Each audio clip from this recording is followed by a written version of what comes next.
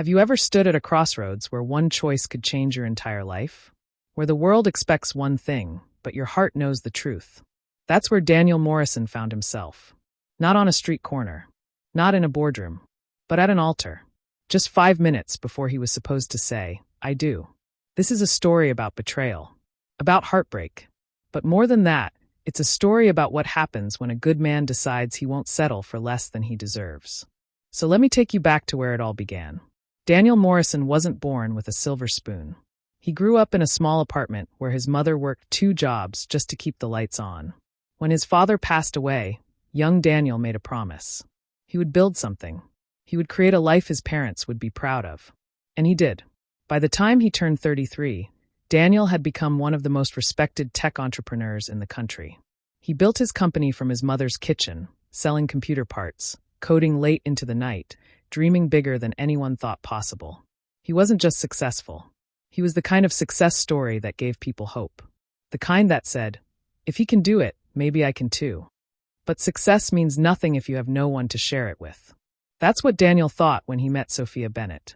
Sophia was everything the world told him he should want. Beautiful? Absolutely. Elegant? Without question. Sophisticated? She could walk into any room and own it. She had this laugh, soft and melodic, like music floating on the breeze. And when she looked at Daniel, it was like he was her entire universe. Their love story was the kind that magazines write about. They met at a charity gala. She was standing by the window, and when their eyes met, something just clicked. Within months, they were inseparable. He took her to the orphanages he supported. She stood beside him at every event. They traveled together. They dreamed together. And then, under the lights of Rome, with the ancient city glowing around them, Daniel got down on one knee and asked Sophia to be his wife. The photos went viral. The world watched. Everyone said they were the golden couple. Perfect in every way. But not everyone believed in fairy tales. Daniel's best friend, Marcus, had known him since college. They'd built the company together, survived the hard times together, celebrated the victories together. And Marcus saw something Daniel couldn't see. Or maybe didn't want to see. One evening, sitting on the rooftop of their office building, Marcus finally spoke up. "You sure about this, man?" Daniel laughed it off. "You've never trusted anyone I dated." But Marcus shook his head. "No, this is different. There's something about Sophia. When you're not looking, her eyes change. Like she's playing a role in a movie only she's watched." Daniel felt a flash of annoyance. "She's been nothing but supportive, Marcus. She's perfect." "Maybe that's the problem," Marcus said quietly. "Nobody's perfect." But Daniel didn't want to hear it. He was in love. Or at least he thought he was. And when you think you're in love, you ignore the warnings. You silence the doubts. You move forward because the world is watching, and the story is already written. The wedding was set for a stunning estate overlooking the Mediterranean in Monterey. Private, breathtaking, expensive, the kind of place where dreams come true. Or so everyone thought. The morning of the wedding arrived like a postcard. Golden sunlight spilled over the vineyards. The air smelled like roses and lavender. White chairs lined the aisle in perfect rows. Cameras were positioned to capture every angle. Guests in designer clothes whispered and smiled. Everything was perfect. Too perfect. Daniel stood in his suite, adjusting his cufflinks, staring at himself in the mirror. He should have felt excited. He should have felt joy. But instead, there was this strange heaviness in his chest. A whisper of doubt he couldn't quite shake. Marcus came in, trying to lighten the mood. "Big day, huh?" "The biggest," Daniel replied, his smile not quite reaching his eyes. When Marcus left to check on the arrangements, Daniel decided to take a walk. Just to clear his head. Just to breathe. The hallways of the estate were quiet, the sounds of preparation muffled behind closed doors. And then he passed the bridal suite. The door was slightly open. Just a crack. And through that crack came a voice. Sophia's voice. "Oh my God," she was saying, laughing. "I can't believe I'm actually doing this." Another voice joined in. One of her bridesmaids, giggling. "Girl, you're insane. 2 men in 1 month, and now you're marrying a millionaire. You should win an Oscar." Daniel froze. His hand on the wall. His breath caught in his throat. Sophia laughed again. That same musical laugh he thought he loved. But now it sounded different. Sharp. Cruel. Please. They were just fun. Daniel will never find out. The man's too kind for his own good. Once I get that ring, everything changes. He'll give me the life I've always wanted. More laughter, like knives twisting in his chest. I swear, Sophia continued, if kindness made money, Daniel would be the richest man alive. Lucky for me, he already is. Time stopped. The walls seemed to close in. Daniel's vision blurred. For a moment, he couldn't breathe. Couldn't think. Couldn't move. The woman he was about to marry, the woman he trusted with his heart, was laughing at him, using him, had been with other men while wearing his ring. He could have burst through that door, could have confronted her right there. But something stopped him. Maybe it was shock. Maybe it was dignity. Or maybe it was the voice deep inside that whispered, not yet. Not like this. Slowly, he stepped back, his jaw tight, his hands shaking. But his mind was crystal clear. He wasn't going to yell. He wasn't going to beg for explanations. He was going to show her, and everyone else, what happens when you mistake a good man's kindness for weakness. An hour later, the ceremony began. The music played. The guests stood. And Sophia walked down that aisle like a queen, her white gown flowing behind her, a smile on her perfect face. When she reached the altar and placed her hand in Daniel's, she didn't see the storm in his eyes. She only saw what she wanted to see. A man she thought she'd fooled. The officiant smiled warmly. Dearly beloved, we are gathered here today to witness the union of Sophia Bennett and Daniel Morrison. The words floated through the air. Beautiful. Traditional. Expected. Then came the moment. The one line that changes everything in every ceremony. If anyone has any reason why these two should not be joined in holy matrimony, the officiant said, speak now or forever hold your peace. Silence. The kind of silence where you can hear the wind moving through the trees. And then Daniel spoke. Calm. Clear. Steady. Yes, he said. I have a reason. The gasp that followed was like thunder. Heads turned. Cameras zoomed in. Sophia's smile froze on her face. Daniel turned to the guests. To the cameras. To the world. I want to thank you all for being here, he began, his voice never shaking. I know everyone came to celebrate love. But real love deserves honesty. And 5 minutes ago, I discovered that the woman I was about to marry doesn't believe in that. A murmur spread through the crowd like wildfire. I overheard my bride laughing with her friends, Daniel continued, each word measured and deliberate, about how she slept with 2 men last month, and that she's only marrying me for my money. The collective gasp was sharp. Brutal. Sophia's face went pale. Michael, no, she stammered. It's not. He held up his hand. Gentle but firm. Please don't insult me further. He reached into his pocket and pulled out the platinum wedding band. The symbol of forever. The promise of a lifetime. I was going to give you my heart, my trust, and my name, he said quietly. But I've realized something. You don't deserve any of them. He placed the ring carefully on the altar. Then he looked directly into the cameras. To anyone watching this, he said, his voice strong and clear, don't mistake kindness for weakness. And don't confuse silence for blindness. And then, Daniel Morrison turned and walked down that aisle. Alone. Every step steady. Every breath deliberate. Behind him, Sophia stood frozen at the altar, mascara running down her face, her perfect wedding crumbling into dust. The guests sat in stunned silence. Some with their mouths open. Others with tears in their eyes. And by the time Daniel reached his car, his phone was already exploding with notifications. The video was going viral. The story was everywhere. Billionaire calls off wedding after exposing bride's betrayal. But Daniel didn't look at his phone. He just started the engine and drove. Away from the cameras. Away from the whispers. Away from the life he thought he wanted. He drove for hours. No destination. No plan. Just the open road and the sound of his own heartbeat. And when the sun began to set, he found himself in a small coastal town he'd never heard of before. Crescent Cove.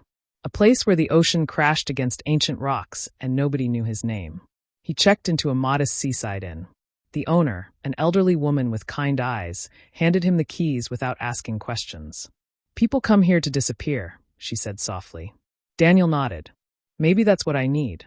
That night, he stood on the balcony of his room, watching the waves roll in under the moonlight. His chest ached. His mind raced. But somewhere deep inside, beneath all the pain, there was something else. Relief. He had walked away from a lie. And even though it hurt, even though the world was watching, even though he felt broken, he knew he'd made the right choice. What Daniel didn't know was that this wasn't the end of his story. It was only the beginning. The world thought they'd seen Daniel Morrison's ending.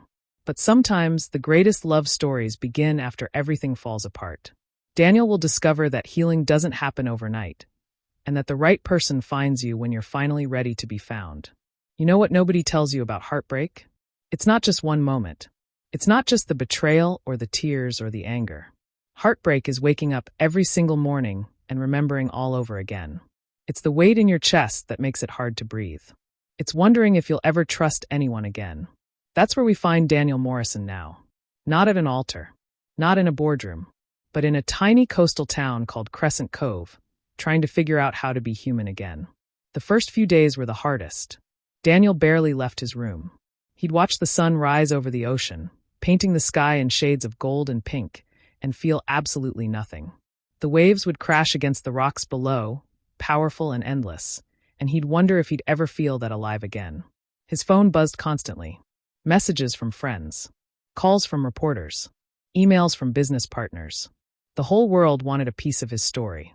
They wanted interviews. They wanted explanations. They wanted him to be either a hero or a victim. But Daniel wanted neither. So he turned off his phone. Completely. For the first time in 15 years, he went silent. And in that silence, something strange happened. He started to hear himself again. He began taking long walks along the beach at dawn. The sand was cold beneath his feet. The salt air stung his lungs. And slowly, very slowly, the knot in his chest began to loosen. Not disappear. Just loosen. He started sketching again. Something he hadn't done since college. He'd sit on the rocks with a small notebook, drawing the horizon, the seabirds, the lighthouse in the distance. His hands remembered what his heart had forgotten. That creating something could be healing. Weeks passed like this. Quiet. Solitary. Painful but necessary. Then one Tuesday morning, everything shifted. There was a small cafe near the harbor called Seabird's Nest. Blue-painted windows. The smell of fresh coffee and cinnamon rolls. Soft jazz playing in the background. Daniel had started going there every morning, always sitting by the window, always ordering the same thing. The owner, a cheerful man in his 50s, never asked questions. He'd just smile and say, "The usual?" And Daniel would nod. But this morning was different. Daniel was sitting at his usual spot, sketching the boats in the harbor, when a voice broke through his concentration. "Excuse me," the voice said, gentle and warm. "Is this seat taken?" He looked up, and there she was. She wasn't glamorous like Sophia. No designer clothes. No perfect makeup. Just simple, natural beauty. Brown hair pulled back in a loose bun. Soft eyes that seemed to actually see things, not just look at them. She wore a cream sweater and held a coffee mug in one hand and a worn paperback in the other. "Not at all," Daniel said, gesturing to the empty chair. "Please." She smiled. A real smile. The kind that reaches the eyes. "Thanks. Every other table is full." She sat down and opened her book.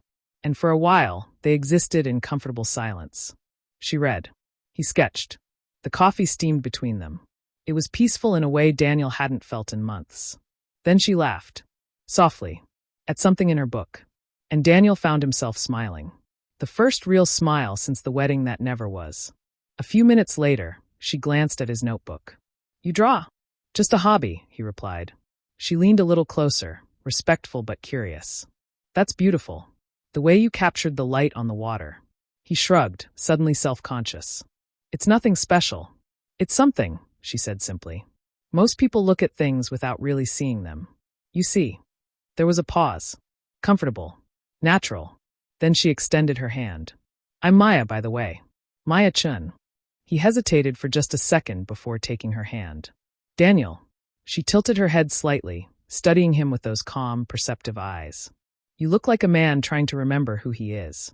The observation caught him off guard. Not because it was rude, but because it was true.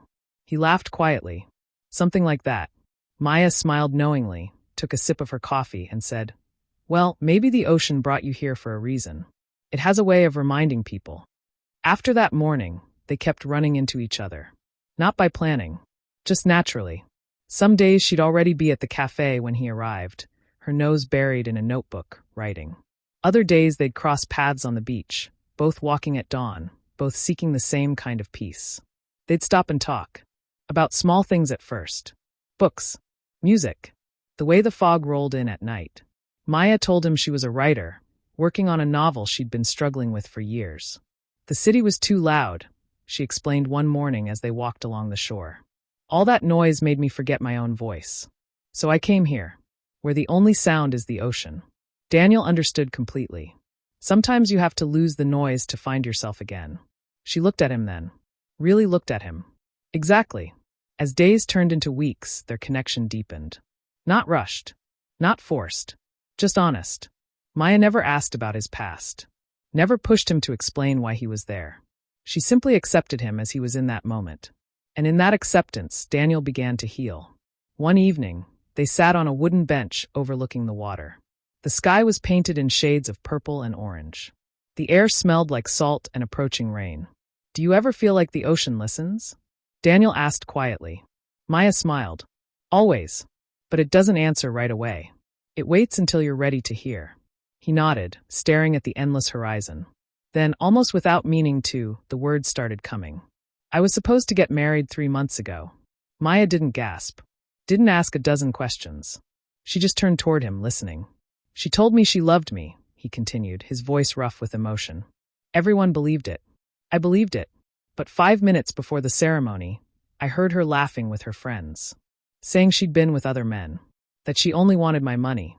He paused, the memory still sharp. I still hear that laughter sometimes. Like it's echoing in my head. Maya stayed quiet, her silence creating space for his pain. I walked away, Daniel said. In front of everyone. Cameras, guests, the whole world watching. I thought it would make me feel strong. But it just hurt. He exhaled shakily. How did I not see it? How could I love someone who never loved me back? Maya's voice was soft but steady. Because you saw what she pretended to be, not who she really was. That doesn't make you blind, Daniel. It makes you human. He looked at her, his eyes glistening. I don't know if I can trust anyone again. She placed her cup down gently. Then don't. Not until you're ready. But don't close the door completely. Leave it open just a little. So light can still get in. The wind moved between them. The waves crashed in their eternal rhythm. And something inside Daniel shifted. Not healed completely. But softer. Less heavy. That night, back in his room, he opened his sketchbook and drew Maya. Her calm expression. The wind in her hair. The understanding in her eyes. When he finished, he smiled faintly.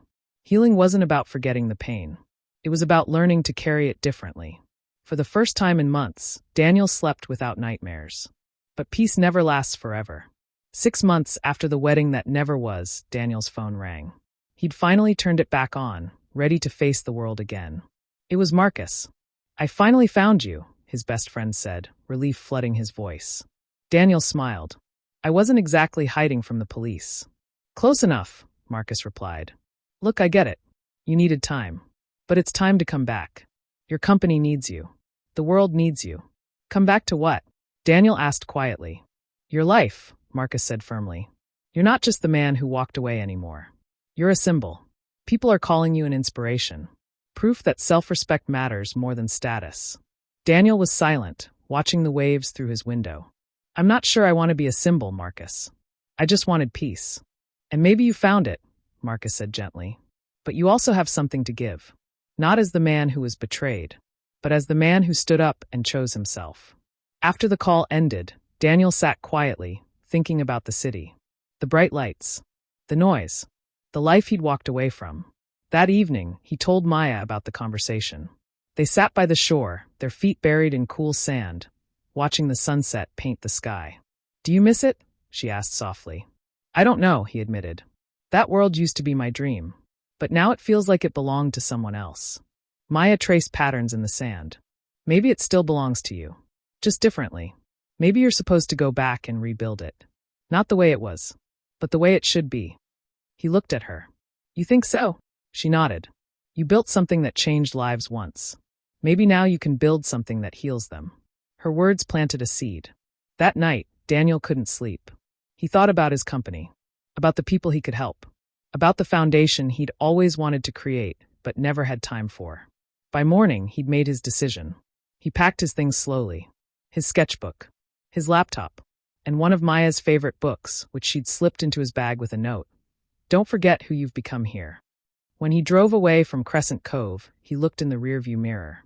Maya stood on the pier, her shawl fluttering in the wind. She didn't wave. She didn't need to. They both knew this wasn't goodbye. It was a promise. As the city skyline appeared in the distance, Daniel felt something he hadn't felt in a long time. Purpose. He wasn't going back to prove anything. He wasn't going back for revenge. He was going back to begin again. The city looked exactly the same. Tall glass buildings. Traffic humming. People rushing. But Daniel saw it differently now. Not as a place of pressure, but as a place of possibility. When he walked into his company headquarters, whispers spread instantly. Employees who'd only seen him on viral videos now saw him in person. Changed. Calmer. Stronger. In the boardroom, Marcus and the executives waited. When Daniel entered, the room fell silent. "Welcome home," Marcus said, standing. Daniel smiled. "It's good to be back." The meeting began, but Daniel barely looked at the financial reports.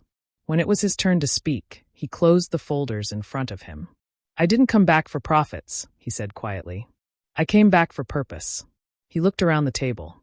"We built this company to innovate, to connect, to make life better. Somewhere along the way, it became about power. I want to change that." He leaned forward. "Starting today, we're launching a foundation to fund young entrepreneurs who can't afford a chance, to give opportunities to people like I once was." Marcus smiled. He'd seen that look before. The look Daniel got when his heart was set on something real. "You're serious," Marcus said. "Completely," Daniel replied. "The world saw me walk away from a lie. Now I want them to see me build something true." Within weeks, the news spread. Not about scandal. About change. About second chances. About using pain to create purpose. 1 month later, Daniel hosted a small charity gala. No cameras. No celebrities. Just students with startup dreams and people who believed in giving back. He was talking to a group of young entrepreneurs about their ideas when something caught his eye. Near the doorway, a familiar figure. At first, he thought he was imagining it. But then he saw her clearly. Maya. She wore a simple dress, her hair loose around her shoulders. In her hands, she carried a box of donated books. Their eyes met across the room. And in the middle of all the noise and laughter and celebration, time stopped. She walked toward him, a soft smile on her lips. "I didn't know billionaires carried boxes," she said gently. Daniel laughed, something in him finally breathing again. "And I didn't know writers appeared without warning. One of the volunteers told me about the literacy project," she explained. "I came to help. I just didn't realize this was your foundation." He looked at her, afraid she might disappear like a dream. "You always find me when I least expect it. And you," she said softly, "always look like you're holding up the world. Though tonight you seem lighter." "Maybe someone taught me how to put it down," he replied. They stood there, surrounded by people and noise, yet wrapped in a silence only they understood. Later that evening, when the event ended, Daniel found Maya sitting on the steps outside, her notebook resting on her knees. He sat beside her. The city lights glowed around them. "You really built something beautiful," she said quietly. "Thanks to people like you," he replied. She turned to look at him. "I didn't do much." "You did everything," he said softly. "You helped me remember who I was." A comfortable silence settled between them, the kind that says more than words ever could. "So what now, Daniel Morrison?" she asked. "You've rebuilt your empire, faced the world, found peace. What's left?" He looked at her, really looked at her. "Maybe it's not about what's left. Maybe it's about who's still here." Maya smiled. "You mean the woman who told you not to close the door too tight?" He laughed quietly. "Yeah, turns out she was right." The city hummed around them. The night was cool, the stars faint but visible between the buildings. Slowly, carefully, Daniel reached out and took her hand. It wasn't dramatic. It wasn't rushed. It was quiet, honest, and real. The kind of connection that didn't need vows or cameras to be understood. For the first time since the day his world fell apart at an altar, Daniel didn't feel broken. He felt found. Months passed. Not in headlines or drama, but in simple moments. Morning coffee. Walks by the river. Quiet evenings reading together. Daniel and Maya didn't rush their love. They let it grow naturally, like a seed planted in good soil. One evening, as rain pattered softly against the windows, they sat wrapped in blankets, sharing tea. Maya turned to him. "Do you ever think about her? About Sophia?" Daniel nodded honestly. "Sometimes. But not with anger anymore. With gratitude." "Gratitude?" she asked, surprised. He smiled. "If she hadn't broken me, I wouldn't have learned how to heal. And I wouldn't have met you. Maya's eyes glistened. She squeezed his hand. Firm. Steady. Outside, lightning flashed. But inside, there was only peace. Daniel realized then that love didn't need to be loud to be real. It didn't need an audience or perfect timing. Sometimes love was as simple as sitting beside someone who made you feel safe in your own silence. A year after that disastrous wedding, on a quiet rooftop under a sky full of stars, Daniel knelt before Maya with a simple silver ring. Maya, he said, his voice tender, when I met you, I was running from everything. You didn't try to fix me. You just sat beside me until I remembered who I was. Tears filled her eyes. I don't want a grand ceremony, he continued. I don't want cameras or champagne. I just want you. To wake up beside you. To build a quiet life filled with meaning. He paused, his heart full. So will you marry me? Maya nodded, tears streaming down her face. Yes. 1,000 times yes. He slipped the ring on her finger, and she threw her arms around him, laughing through her tears. The city glowed below them. The stars shimmered above. They didn't need applause. They didn't need witnesses. They had the night, the wind, and the kind of love that didn't need to prove itself. Their wedding was small. 50 people under an oak tree. Handwritten invitations. Wildflowers instead of orchids. No reporters. No viral moments. Just truth. When Daniel stood at the altar this time, he felt completely different. Not nervous. Not broken. Just whole. And when Maya walked down the aisle in her simple ivory dress, her hair loose and crowned with dried wildflowers, Daniel knew with absolute certainty. This was real. They spoke their vows quietly. Promises about walking beside each other, not ahead or behind. About being fully known and still chosen. About building peace, not perfection. When they kissed, there was no applause. Just a beautiful, emotional silence. That evening, under lanterns swaying in the trees, Daniel stood with Maya beneath the same oak tree where they'd married. Does it feel different this time? She asked softly. He looked up at the stars. Quiet. Endless. Forgiving. It feels right, he said. Because this time, I didn't find love at an altar. I found it in the healing. Maya smiled, her fingers intertwining with his. And that's where forever begins. The cameras had stopped watching long ago. But in that quiet corner of the world, beneath a sky full of stars, Daniel Morrison finally got his happy ending. Not the one built on perfection, but the one born from truth. Daniel didn't find love in a grand wedding. He found it in silence, in healing, and in the gentle heart of a woman who saw him when he couldn't see himself. Sometimes the greatest love stories begin after everything falls apart. Sometimes you have to lose everything to find what's real. If this story touched your heart, tell us in the comments where in the world you're watching from. What moment resonated with you most? And don't forget to subscribe for more emotional stories that remind us all. True love is worth waiting for. Until next time, stay kind, stay strong, and remember, your story isn't over. Sometimes it's just beginning.